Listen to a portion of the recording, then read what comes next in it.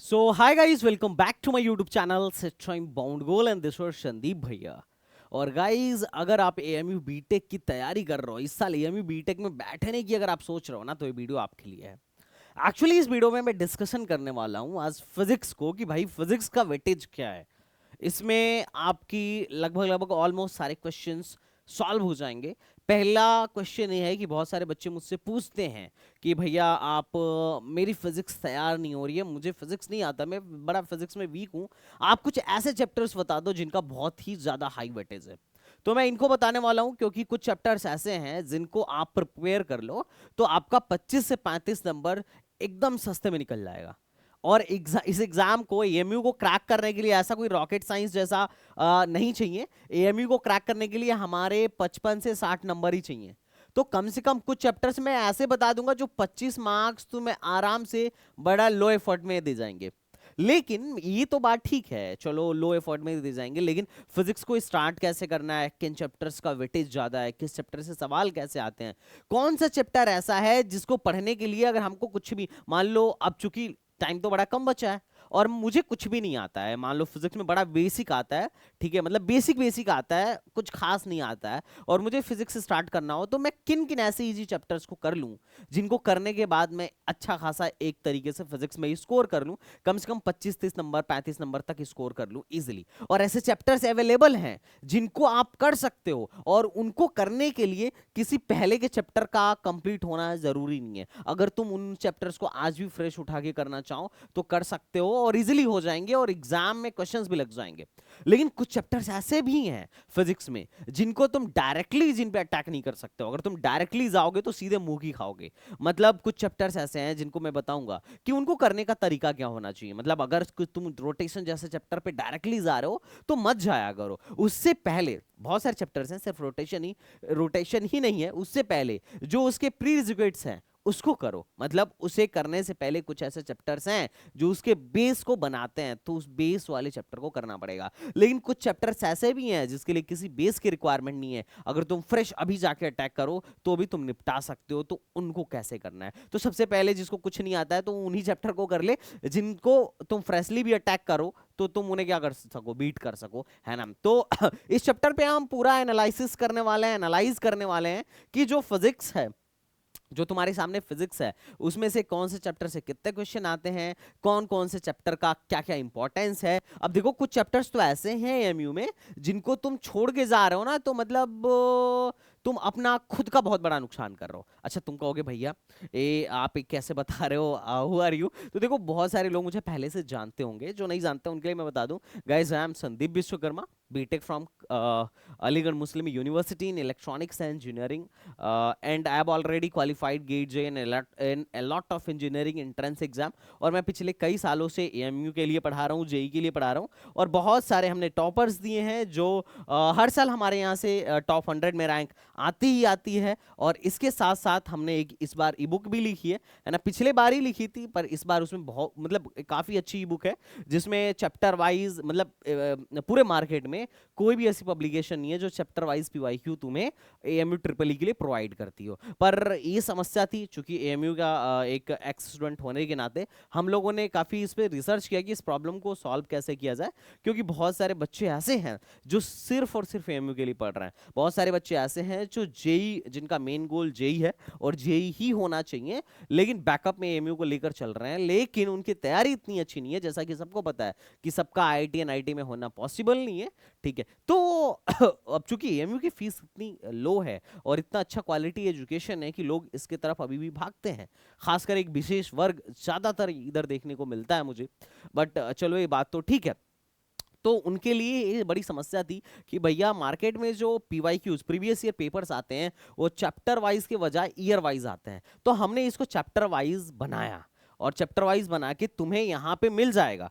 जब तुम हमारे स्टोर पे जाओगे, STBZ एकेडमी करके प्ले स्टोर पर एक ऐप है, वहां जब जाओगे तो तुम्हें यहाँ मिल जाएगा फिजिक्स केमिस्ट्री मैथ की हमने ई बुक बना रखी है। अब जैसे तुम कॉम्प्लेक्स नंबर, अगर तुमने कॉम्प्लेक्स नंबर को सॉल्व कर लिया, अब कॉम्प्लेक्स नंबर को अगर तुमने सॉल्व कर लिया तो कॉम्प्लेक्स नंबर की PYQs को लगाओ। PYQs को लगाने के लिए जैसे तुम यहाँ पे क्लिक करोगे, ठीक है, ये PYQ खुल जाएगा। अब 2023 से लेके पीछे जितने सालों के सवाल थे ऑलमोस्ट हमने ट्राई किया कि सबको कंसिडर कर लिया जाए, और देखो हर ईयर के क्वेश्चंस हमने यहाँ पे बना रखे हैं। और यही नहीं, लास्ट में तुम्हें इनका आंसर की भी देखने को मिल जाएगा, और उसके बाद तुम्हें इसका वीडियो सॉल्यूशन भी अगर मिल जाएगा, रिटेन सॉल्यूशन भी मिल जाएगा और वीडियो सॉल्यूशन भी मिल जाएगा। तो तुम हमारे एप्लीकेशन से इसको डाउनलोड कर सकते हो, इसको तुम ऑप्ट कर सकते हो। तो जब हमने ये बनाया तो हमने एक चीज देखा कि भाई कुछ चैप्टर्स ऐसे हैं जिसपे एएमयू को बड़ा प्यार आ रहा है, और कुछ चैप्टर्स ऐसे हैं जिसे कभी कभी सवाल भी नहीं बनता है। जैसे एक काइनेमेटिक्स लो, अब कोई बच्चा अगर सोचे कि मैं काइनेमेटिक्स छोड़ दूं, तो 2021 और 22 में सीधे सीधे 8 सवाल काइनेमेटिक्स से आ गए थे। थर्मोडायनामिक्स से 7 सवाल 2000, मतलब लास्ट वाले पेपर में थर्मोडायनामिक्स से एक ही साथ इन्होंने 7 सवाल दे दिए थे, ठीक है। इलेक्ट्रोमैग्नेटिज्म, EMI एंड AC से पिछले साल मतलब 2022-23 में इन्होंने डायरेक्टली 6 सवाल उठा के दिए थे, है ना। और अगर तुम RBD का देखो तो पिछले इसी साल जो इस साल पेपर हुआ है, इसमें 6 सवाल सेंटर ऑफ मास और RBD को मिला क्या है। अब अगर कोई बच्चा बोले भैया मैं एक काम करता हूँ थर्मो नहीं पढ़ता हूँ, अब जिसके पेपर में जो थर्मो पढ़ के नहीं गया होगा, सिर्फ और सिर्फ 7 सवाल अगर थर्मो से आ जाए, उसके दिल पे क्या गुजरेगा तुम सोच सकते हो। जो काइनेमेटिक्स जैसा लुल्ल चैप्टर नहीं पढ़ के गया होगा, अगर उसके में 8 चैप्टर से 8 क्वेश्चन डायरेक्टली उठा के आ जाएं, वो भी फॉर्मूला बेस्ड, कोई टफ रॉकेट साइंस सवाल नहीं थे, मोस्टली क्वेश्चन फॉर्मूला बेस्ड थे। अब फॉर्मूला बेस्ड सवाल आ जाए तो उसके दिल पे क्या जाएगा, है ना। तो अगर तुम सोचो कि भैया हाँ मैं फिजिक्स स्किप कर रहा हूं, तो मैं कहूंगा सुनो, अगर तुम फिजिक्स स्किप करने की सोचो तो मत स्किप करो। हाँ कुछ चैप्टर स्किप कर सकते हो, लेकिन अभी मैं कुछ चैप्टर ऐसे बताऊंगा जिसको तुम्हें कर ही लेना चाहिए, और उसको करने के लिए कोई बहुत बड़े रॉकेट साइंस और बहुत बड़े एफर्ट की नीड नहीं है, बड़ा लेस एफर्ट चाहिए। लेकिन तुम्हें कंटिन्यूअसली थोड़ा बहुत अगर काम कर लिया तुमने, तो पक्का तुम इसे क्वालिफाई कर सकते हो। अच्छा, अभी एक चीज और भी बता देता हूँ। अलीगढ़ में पहले तो हम लोग वीडियो बना रहे थे, अब बहुत सारे एजुकेटर्स भी वीडियो बनाना स्टार्ट कर दिए हैं। इनफैक्ट आर्ट वाले बंदे भी आके तुम्हें बता सकते हैं कि भाई देखो इस चैप्टर से इतना सवाल आएगा और इस चैप्टर से इतना सवाल आएगा। मुझे नहीं पता कहाँ से रिसर्च चलती है उनकी, बट हाँ मतलब जिन्होंने खुद भी पेपर नहीं देखा है, दे विल सजेस्ट यू कि फिजिक्स में इंपॉर्टेंट है और मैथ्स में इंपॉर्टेंट है। तो थोड़ा इस चीज से सावधान रहना, क्योंकि बड़ा अजीब सी मार्केटिंग चल रही है। बिकॉज अब अलीगढ़ में भी लोगों को पता चल गया कि यूट्यूब एक मार्केटिंग का जरिया है, तो ऑफलाइन में बुलाना है तो भाई यूट्यूब पे वीडियो बना दो, चाहे जो भी बना दो, but just leave all this thing. But थोड़ा सा फोकस्ड होके देखना कि भाई प्रॉपर नॉलेज के साथ तुम्हें मेन मोटो है कि बच्चों का जो है ना फायदा हो, बच्चे एंट्रेंस को क्वालिफाई करें, बच्चे इस एंट्रेंस के प्रोसेस को समझें। तो क्या है कि हमारा मेन कोई उद्देश्य मार्केटिंग का नहीं है, हमारा मेन उद्देश्य हम YouTube पे आए ही इसीलिए थे ताकि हम बच्चों की मदद कर पाए। हम तुम्हारी मदद करना चाहते थे। जब कोई नहीं पढ़ाता था ना कोविड में, तो भी हमने इस पे पढ़ाया और हमने तब भी बताया, हम अब भी बता रहे हैं। हमने PYQ भी बनाया, हम टेस्ट सीरीज भी ऑनलाइन मोड में प्रोवाइड करते हैं। तो we are trying to provide you all the things जो इस एग्जाम को क्रैक करने के लिए रिक्वायर्ड चीजें हैं, सब हम तुम्हें दे देंगे, ठीक है। तो चलो भाई, तो बात करते हैं कि पहले कौन ऐसे चैप्टर हैं जो स्कोरिंग है और लेस एफर्ट से निकाले जा सकते हैं। अच्छा, इसमें कुछ चैप्टर्स में ऐसा नहीं है कि सब में लेस एफर्ट की नीड है, पर कुछ चैप्टर्स तो ऐसे हैं जो तुम्हें करना चाहिए और ये करना बहुत जरूरी है। अगर तुम फिजिक्स छोड़ के जाने वाले हो तो मत छोड़ना, एटलीस्ट जो तुम्हें बोर्ड पे दिख रहा है इसको तो कर ही लेना। अब क्यों कर लेना मैं तुम्हें बताता हूँ, क्योंकि इनको करना बहुत टफ नहीं है। कोई बहुत गरुड़ पुराण सीखने की आवश्यकता नहीं है, इसमें कोई गरुड़ पुराण नहीं है, बहुत ही सिंपल सा है। जैसे फॉर एग्जांपल पहला चैप्टर है हमारे यूनिट एंड डायमेंशन, इसमें एरर एंड मेजरमेंट भी जोड़ लो। 1 से 1.5 दिन का चैप्टर है, कुछ भी नहीं है, लेकिन हर साल इससे सवाल आया है। कभी 1 सवाल, कभी 2 सवाल, इतने दिनों में सिर्फ 1 साल नहीं आया है, बाकी हर साल 1-2 सवाल, 1-2 सवाल, 1-2 सवाल आता है। और इसका ये चैप्टर हमारे उसमें भी पढ़ा हुआ है। ये चैप्टर हमारे, मैं लिंक दे दूंगा, हमने ऑलरेडी फ्री में भी पढ़ा रखा है, तुम वहां से ले सकते हो। अच्छा, एक बात और, अगर तुम में से किसी को ऑनलाइन या ऑफलाइन मोड में स्पेशली एमए बीटेक की तैयारी करनी है, तो हमारा बैच भाई साहब ऑनलाइन मोड में भी चल रहा है और ऑफलाइन मोड में भी स्टार्ट होने वाला है, जल्द ही दिसंबर से स्टार्ट हो जाएगा। ऑनलाइन मोड में STBZ एकेडमी ऐप पे चलेगा, ऑफलाइन मोड में अलीगढ़ में ही चलेगा सेंटर पॉइंट पे। अगर आके जो लोग सेंटर पॉइंट पे आके पढ़ना चाहते हैं पढ़ सकते हैं। हमारे पास सारे के सारे टीचर एएमयू से ही बीटेक हैं। मतलब जो तुम्हें फिजिक्स केमिस्ट्री मैथ पढ़ाने वाले हैं सब के सब एएमयू से ही बीटेक हैं। सबने अच्छा स्कोर किया था इस एग्जाम में, और अभी ऑलरेडी कई सालों से हम लोग एएमयू बीटेक के लिए पढ़ा रहे हैं। तो तुम सेंटर पॉइंट पे महिंद्रा कोचिंग के पीछे हमारा इंस्टीट्यूट है, तुम वहां पर आके ऑफलाइन मोड में पढ़ सकते हो। और साथ ही साथ हमारा ऑनलाइन मोड में प्राइस बहुत कम है, 6,999। इसमें 3 से 4 क्लासेस डेली तुम्हारी होंगी, DPP, study material, test series, सब कुछ हम प्रोवाइड कराएंगे। इतना सफिशियंट होगा, कोई बुक या नोट्स इसके अलावा देखने की रिक्वायरमेंट नहीं पड़ेगी। रिक्वायरमेंट पड़ेगी तो सिर्फ और सिर्फ रेगुलर रह के पढ़ाई करने की, हमारे इंस्ट्रक्शंस को फॉलो करने की। That is sufficient for you. तो चलो भाई बात करते हैं। तो अगर तुम यूनिट एंड डायमेंशन देखो तो 1 से 2 सवाल डेली हर साल आने ही आने होते हैं। उसके बाद ग्रेविटेशन, ये बहुत छोटा सा चैप्टर है। हालांकि अगर तुमने न्यूटन्स लॉ ऑफ मोशन किया है तो और अच्छे से समझ में आएगा, नहीं किया है तो भी कोई बात नहीं है, फॉर्मूला बेस्ड है। फॉर्मूला बेस्ड है, थोड़ी सी अंडरस्टैंडिंग की रिक्वायरमेंट होती है। फॉर्मूला बेस्ड है, 2 दिन में चैप्टर आराम से तुम क्लियर कर सकते हो। अगर तुम ठीक से थोड़ा भी पढ़ रहे हो तो ग्रेविटेशन जैसा चैप्टर 2 दिन में इजिली हो जाएगा, और 2 से 3 नंबर आना ही आना होता है, इसमें कोई दो राय नहीं है। अगर तुम ग्रेविटेशन का देखो तो एक साल ऐसा हुआ था 2022 में, इस छोटे से चैप्टर से जिसे सिर्फ 2 दिन में किया जा सकता है, 5 सवाल आए थे। 5 सवाल डायरेक्टली एमयू ने दिया था। तो एमयू किससे कितना प्रेम कर सकता है नहीं कह सकते हो। तो 3 से 1 सवाल से लेके 5 सवाल के बीच में, मतलब एवरेज 2 से 3 मान के चलता हूं कि 2 से 3 इसका एवरेज है। ग्रेविटेशन जैसे चैप्टर से 2 से 3 क्वेश्चन आते ही आते हैं। फिर इलेक्ट्रोमैग्नेटिक्स वेव, आधे दिन का चैप्टर है, अगर अच्छे से किया जाए तो ज्यादा ज्यादा 1 दिन का चैप्टर है। अगर तुम मन लगा के इलेक्ट्रोमैग्नेटिक वेव्स को कर लो भाई, 4-5 फॉर्मूले हैं और थोड़ी सी अंडरस्टैंडिंग की रिक्वायरमेंट है। इसी 4-5 फॉर्मूले पे हर साल देखता हूं एएमयू उसमें से 1-2 फॉर्मूले तो ऐसे हैं जिससे हर साल एएमयू क्या करता है, वही फॉर्मूला रिपीट करता है। तो इसकी तो पीवाईक्यू जरूरी कर लेना, ठीक है। 4-5 फॉर्मूला है, 1 से 2 सवाल हर साल इलेक्ट्रोमैग्नेटिक वेव से एएमयू दे देता है उठा उठा के, तो इसको करके जाना।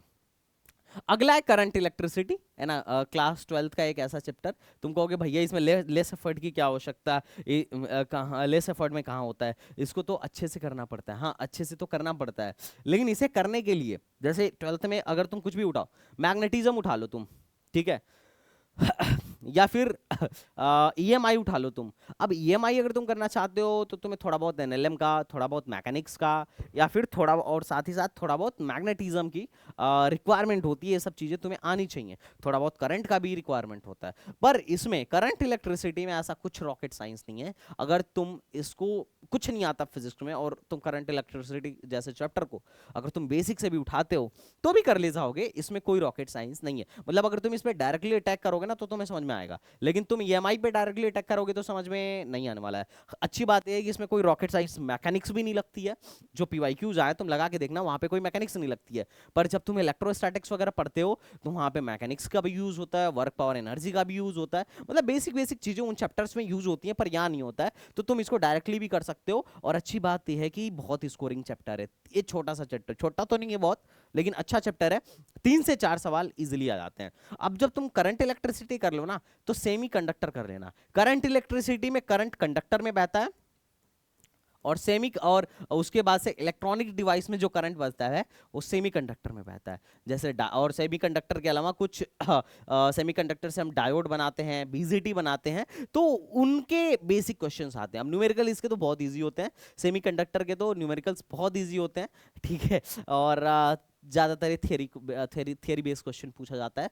पर अगर कभी न्यूमेरिकल आया तो न्यूमेरिकल तो तुम आंख बंद करके मारोगे। तो जैसे ही करंट इलेक्ट्रिसिटी हो जाए तुम सेमीकंडक्टर भी लगा सकते हो, और तुम देख सकते हो कि करंट इलेक्ट्रिसिटी का अच्छा खासा वेटेज रहा। कभी कभी पिछले साल 4 सवाल था, उससे पहले 5, उससे पहले 5, फिर 2020 में 2 सवाल, फिर 2021 में 4 सवाल। मतलब ऑलमोस्ट देखो 3 सवाल से तो कम सिर्फ एक बार आया है पिछले 5-7 साल का डेटा देखे तो 3 से 4 सवाल तो यहां से एक्सपेक्टेड रहता ही रहता है। कभी कभी 5 सवाल तक भी हो जाता है, तो तुम इसको इतने हल्के में नहीं ले सकते। तो करंट इलेक्ट्रिसिटी नाम का चैप्टर तुम कहीं से भी कर सकते हो, तुम चाहो तो हमसे भी कर सकते हो। ओके, अब बात करते हैं नेक्स्ट चैप्टर की। तो दैट इज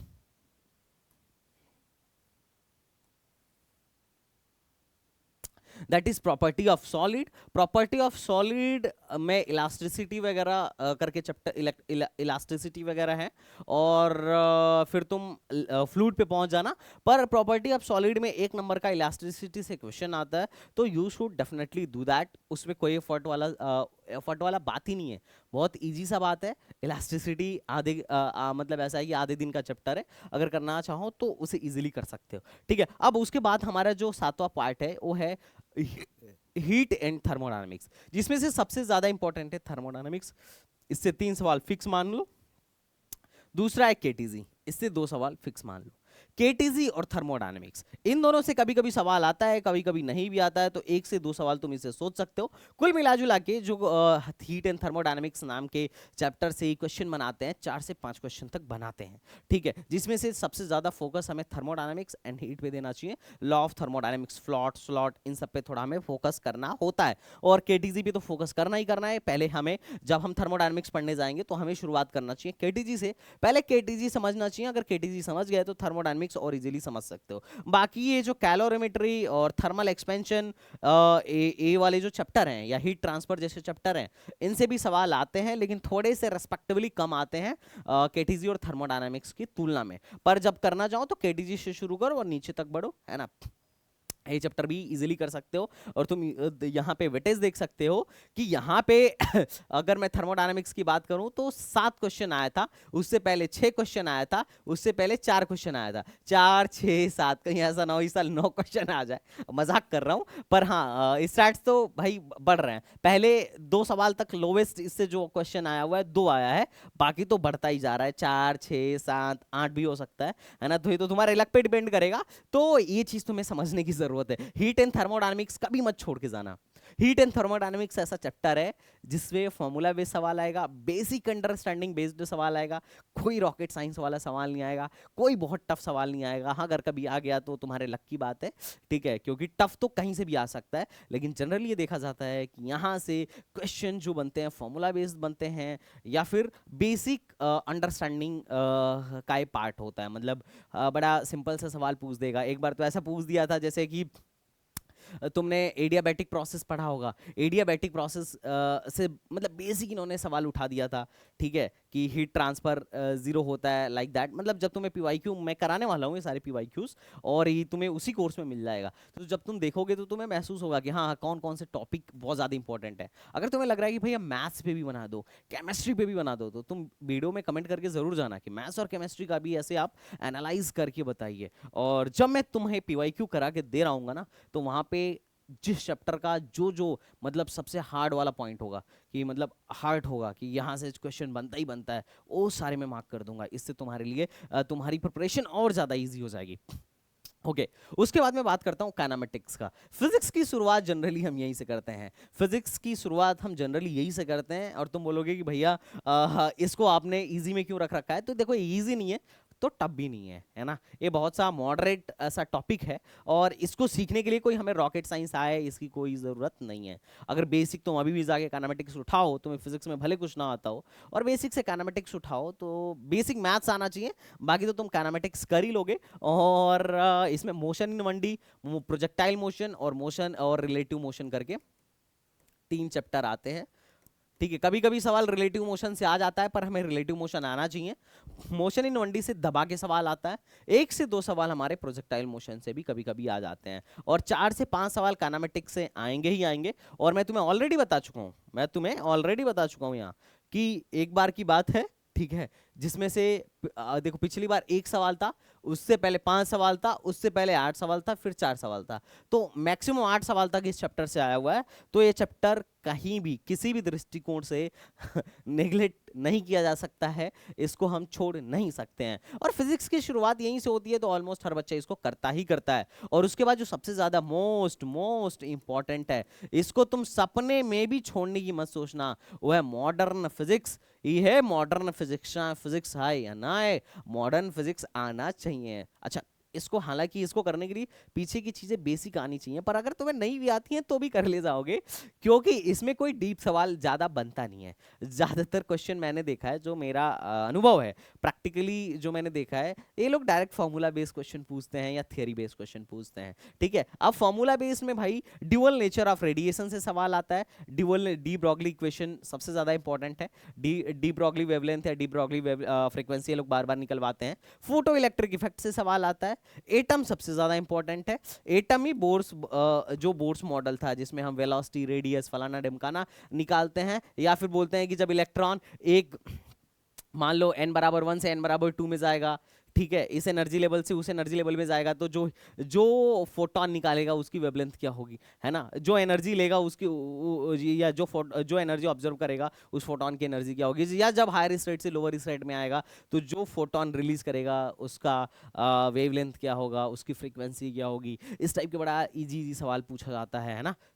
तो ये चीज जो है, ये जो एटम वाले क्वेश्चंस हैं, एटम वाले क्वेश्चंस है, ये तुम्हें अच्छे से आने चाहिए। और उसके बाद कभी कभी न्यूक्लियाई से एक सवाल आते हैं। एटम और न्यूक्लियाई मिला के 3 से 4 सवाल आने ही आने रहते हैं। और ड्यूअल नेचर ऑफ रेडिएशन और फोटो इलेक्ट्रिक इफेक्ट और एक्सरे मिला के 3 से 4 सवाल आते ही रहते हैं। तो ये जो तुम्हें सिर्फ बोर्ड पे दिख रहा है ना, सिर्फ बोर्ड पे देखो, ये एटम एंड न्यूक्लियाई तुम फिजिक्स में भी पढ़ते, केमिस्ट्री में भी पढ़ते हो एटॉमिक स्ट्रक्चर के नाम से।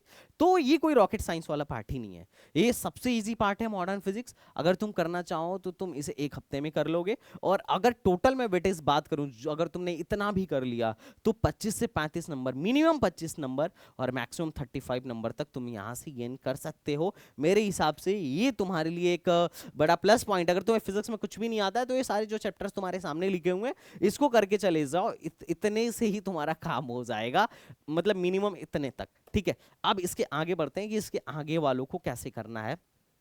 ठीक है, तो पहली बात तो तुम्हें आई थिंक समझ में आ गई होगी। अब तुम बोलोगे सर फिजिक्स स्टार्ट कहाँ से करें, तो मैं फिर से वही बोलूंगा भाई, वेक्टर से बेसिक मैथ्स पहले सीखना चाहिए, फिर वेक्टर सीखना चाहिए, फिर हमें मैकेनिक्स 1 पे आना चाहिए, मतलब काइनेमेटिक्स से लेके पूरा रोटेशन तक एक साथ करना चाहिए। बट उसका तो अब टाइम जा चुका है, बहुत लेट हो चुका है। बट ठीक है, जो स्टार्ट करना चाहें वो अभी भी अगर स्टार्ट करें तो कर सकते हैं। अगर तुम्हारी प्रिपरेशन जीरो है और तुम अभी भी स्टार्ट करना चाह रहे हो तो एमयू जैसे एग्जाम को क्रैक करना कोई बड़ी बात नहीं है, अभी भी किया जा सकता है, अभी भी तुम्हारे पास वक्त है।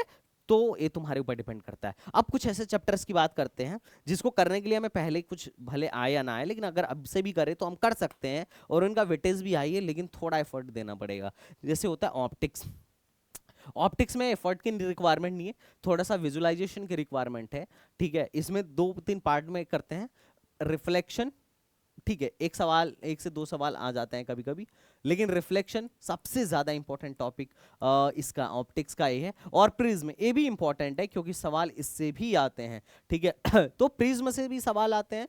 रिफ्रैक्शन सबसे ज्यादा इंपॉर्टेंट है। तो ये अगर मैं ऑप्टिक्स मिलाऊं, ठीक है, ऑप्टिक्स लूं तो 4 से 5 क्वेश्चन आ ही जाते हैं ऑप्टिक्स से खड़े खड़े मिला के। और अगर तुम्हें फिजिक्स में कुछ भी नहीं आता है ना और तुम सीधे ऑप्टिक्स भी पढ़ना चाहो तो तुम इसे पढ़ भी सकते हो, समझ भी सकते हो और इसके क्वेश्चंस भी लगा सकते हो। ऑप्टिक्स से सीखने के लिए किसी चीज़ का आना ना आने की कोई रिक्वायरमेंट नहीं है, चाहे मैकेनिक्स आए या ना आए, कुछ भी आए या ना आए, बस आपको ज्योमेट्री आनी चाहिए। अगर आपको बेसिक ज्योमेट्री का नॉलेज है तो वहाँ पे जो ऑप्टिक्स नाम का चैप्टर है, ज्योमेट्रिकल ऑप्टिक्स, इसको आप इजीली कर सकते हो।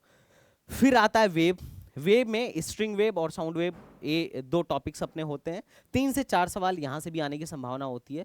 वेव ऑप्टिक्स में ही ले लो, है ना, YDSC से सबसे ज्यादा सवाल आते हैं, तो हमें इसको भी क्या करना होगा, वेव ऑप्टिक्स को भी करना चाहिए। उसके बाद आता है अपना पार्ट फ्लूइड का। तो फ्लूइड से जो सरफेस टेंशन, इलास्टिसिटी और फ्लूइड मैकेनिक्स, इससे थोड़े से सवाल कम बनते हैं, पर सवाल बनते हैं। फॉर्मूला बेस्ड हो गया या क्रिटिकल थिंकिंग बेस्ड प्रॉब्लम हो गया, ये प्रॉब्लम यहाँ से बन जाते हैं। तो अगर तुम्हारे पास टाइम है तो तुम इसको कर लेना, 1 से 2 सवाल आने की संभावना है। तो ये जो तुम्हें दिख रहा है यहाँ से 8 से 10 मार्क्स जो है, 8 से 11 मार्क्स तुम्हारे यहाँ से बन जाएंगे। अब बात करते हैं जो सबसे ज्यादा, मतलब 12th का जो सबसे ज्यादा इंपॉर्टेंट है, जो तुम्हारे पूरे बीटेक में काम आने वाला है। अगर तुम इलेक्ट्रिकल या इलेक्ट्रॉनिक्स से पढ़ना चाहते हो, आगे जो इलेक्ट्रिकल या इलेक्ट्रॉनिक्स से बीटेक करना चाहते हो, तो ये वाला पार्ट है इलेक्ट्रोमैग्नेटिज्म। और ये खुशी की बात यह है कि ये तुम्हें यूट्यूब पे भी मिलने वाला है लाइव, वो भी मैं तुम्हें इसे लाइव भी दे दूंगा, लाइव ही दे दूंगा, है ना। तो तुम इसे यूट्यूब पे आके पूरा इलेक्ट्रोमैग्नेटिज्म वाला पार्ट मुझसे कर सकते हो, और मैं तुम्हें यकीन दिलाता हूँ ये जो पूरा इलेक्ट्रोमैग्नेटिज्म वाला पार्ट है 11 से 15 मार्क्स का होगा, 11 से 15 मार्क्स होगा। और मैं तुम्हारा 1 से 1.5 महीने लूंगा, 1 से 1.5 महीने लूंगा, इससे ज्यादा नहीं लूंगा। और 11 से 15 पार्ट्स तुम्हारे इजीली में पक्का 11 नंबर से मिनिमम 11, मैक्सिमम 15, 15 से कभी कभी ज्यादा भी हो जाते हैं।